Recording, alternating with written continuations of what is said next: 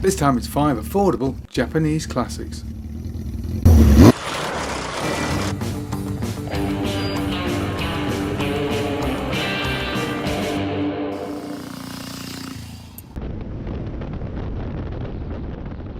There's no denying that the time when you could go out and buy an old Japanese bike for, well, really next to nothing has long gone. There are, however, some bikes you can buy without selling your soul to the devil. So with that in mind, here are 5 affordable Japanese classics.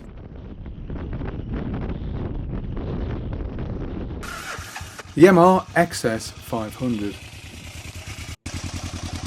Now this little 500 parallel twin was initially sold as the TX500 in 1973 and 74, before being reworked and then sold as the XS500 between 1975 and 1978. The bike was introduced alongside a 750 sibling. Both feature balance shafts and dual overhead cams, and were intended as a replacement for the earlier single overhead cam XS650. But the bikes were not without their problems. There were some lubrication issues based around the design of the bottom end, and also around the top end, which tended to overheat and result in cracked valve seats. And as a result, Yamaha would redesign the top end to improve heat dissipation. This is one of those bikes that received a few minor updates but nothing major after 1976. Changes of carburetor and a change of decompression dropping from 9 to 1 to 8.5 being the main changes. The engine was a 498cc unit with a bore and stroke of 72.9 by 59.6. Top speed was around 110 miles an hour and horsepower was rated at 48 claimed. But despite being fairly light and pretty nimble for its time, and fairly powerful for 500 parallel twin, the machine was not commercially successful and would actually be outlived by the XS650, the bike it was supposed to replace. But of course, lack of popularity makes the bike affordable.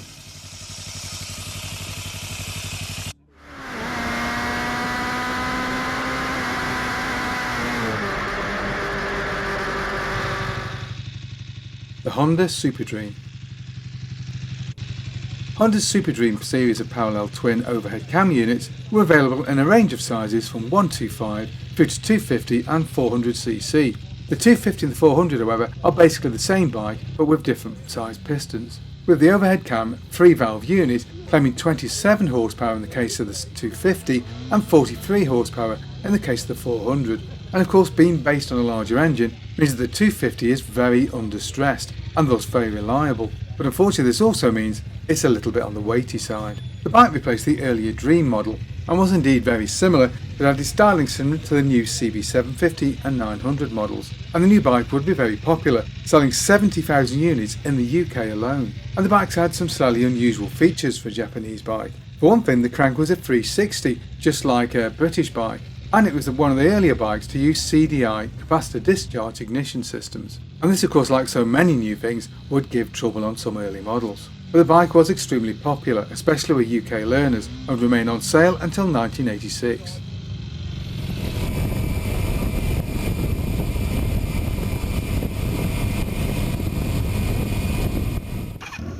Kawasaki Z400. There's no doubt about it, Kawasaki's Z or Z range, if you're American, is extremely popular, and the bikes do command high prices, justifiably so because they are good, solid, well-engineered pieces of kit.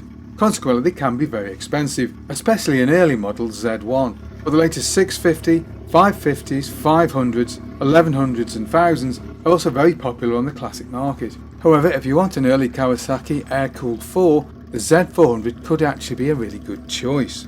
The engine's a 399cc engine with a bore and stroke of 52 by 47. Pressure ratio is 9.5 to 1, and all this means that the bike produces 43 horsepower at 10,500 RPM through a 6-speed gearbox.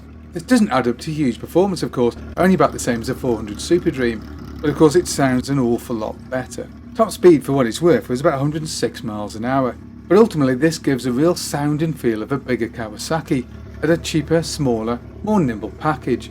So it can be a whole hoot to ride, and best of all, it's affordable and bomb-proof.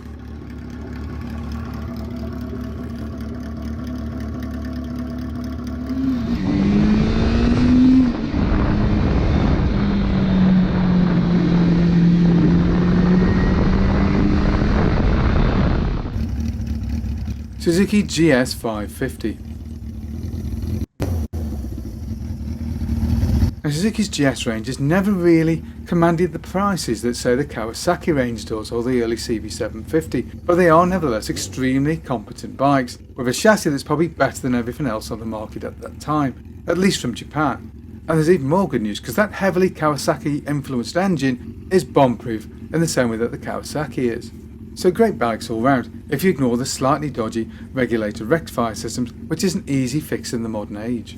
Now the 550 arrived alongside its biggest stablemate in 1977. It has a 549cc engine with a bore and stroke of 56 by 55.8. Compression ratio is 8.6 to 1, there's a 6-speed gearbox, and peak power is a claimed 49 horsepower, which is good enough for a top speed of around 112 miles an hour for the 430 pound bike. And best of all, it's A2 restrictable, and for the E model, a restrictor kit is available, which makes them a brilliant choice for younger riders out there. The 550 of course replaced the earlier GT550 two-stroke triple, but adds in better handling and a much more user-friendly engine, with an added bonus of better fuel consumption of course. And it has to be remembered that while this is a smaller engine, you do need to rev it of course to get the best out of it, but as a 2-valve, the mid-range torque is much better than you would get from a later 4-valve engine, although of course the top end is nowhere near as good. But the thing about this bike is it was very popular in the late 70s and early 80s, definitely one of the bikes that helped to save Suzuki from the doom that the RE5 nearly put them into. And this of course is very good news to any budding buyer, because there are an awful lot about, so prices are consequently a little bit lower than some of the more rare 550s from the same period. And indeed the 550 class was one of the most popular at that time, but the GS550 could possibly be the best of the bunch.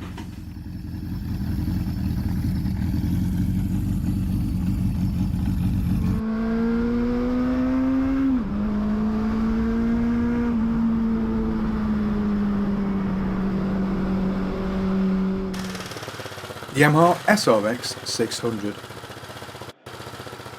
The SRX was Yamaha's take on the Great British Single, and as such was a replacement for the earlier SR500 range, which similarly used a single-cylinder 4-stroke engine of a trail bike as its core. The bike was produced between 1985 and 1997, and was available as a 400 and a 600, with the 600 using a single overhead cam, 4-stroke, single-cylinder unit with 4 valves per cylinder of 608 cc's.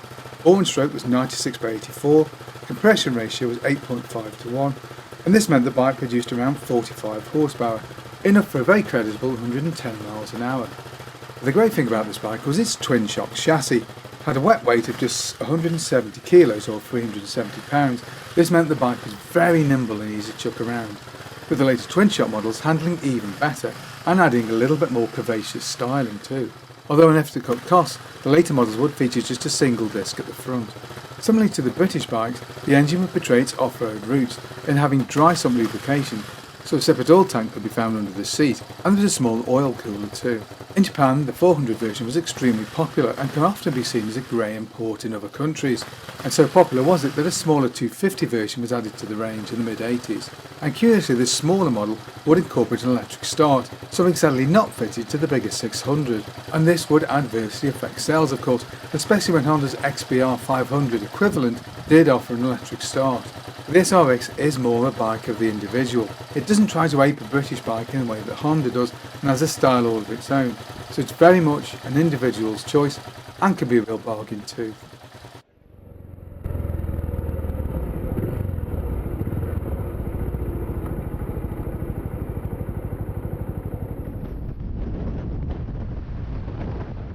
What other bikes or collections of bikes would you like to see us cover? Maybe you've got a bike we can use for a test drive. Either way, get in touch. Hope you enjoyed that video. If you did, don't forget to like and subscribe, and of course, thanks for watching.